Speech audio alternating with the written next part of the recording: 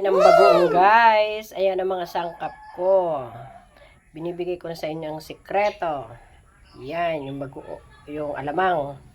Tsaka syempre, hindi mawawala ang ating sili, pangpalasa, pangpahanghang, pangpagana sa kain. Ayan. Yan lang po guys, ang sikreto ng ating alamang at saka bagoong. Matitikman nyo to kapag nag-order kayo. Hindi nyo to matitikman kung tititigan lang ninyo. Okay?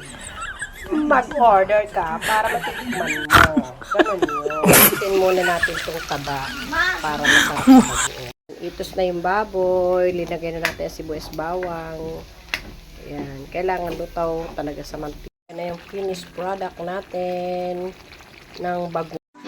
Yan ang finished product ng ating bagoong. Yan ang ating bagoong. 50 pesos only.